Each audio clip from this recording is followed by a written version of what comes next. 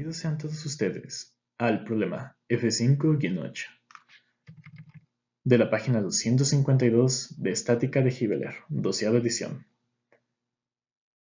El problema dice: para la placa que se muestra en la figura, determine las reacciones en el soporte de rodillo A, la junta de la rótula esférica D y la tensión del cable BC.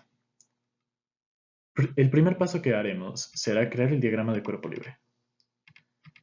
Como podemos notar, sabemos que una tensión únicamente va a generar una fuerza hacia una dirección.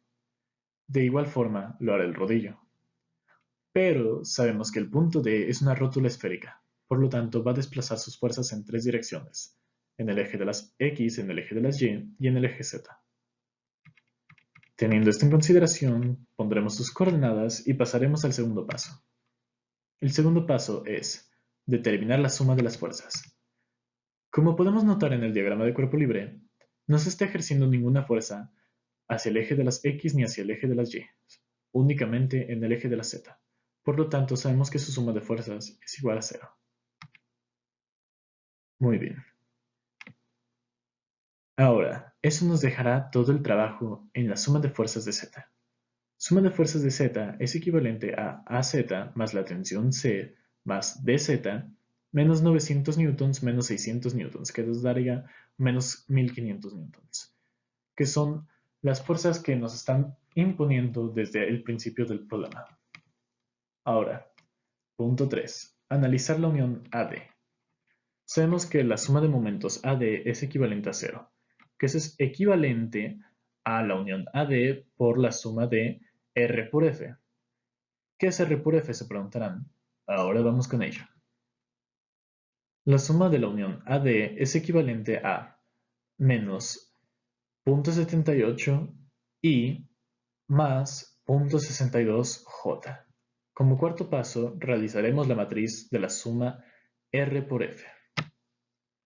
Sabemos que la suma de momentos en A es igual a R por F. Por lo tanto, aquí sabemos que haciendo la suma de matrices obtendremos la suma de R por F.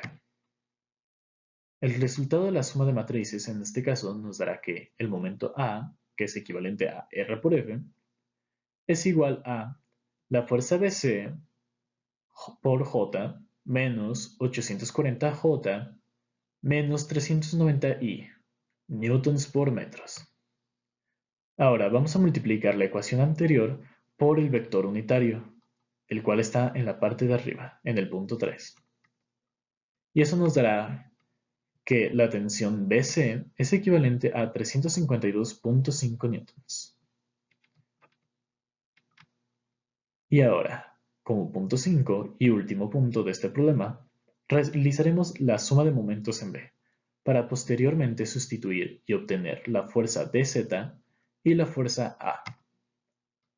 La suma de momentos en B es equivalente a 0.8 fuerzas de DZ menos 300 menos 90I más menos fuerza A más 540 más 120 J por newton por metros. Sabemos que la suma de momentos en X es igual a 0 y teniendo esto en consideración obtendremos el resultado, el cual es la fuerza de Z es equivalente a 487.5 newtons.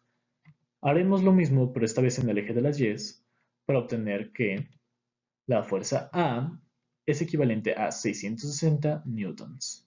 Y con esto damos fin a este problema. Muchas gracias.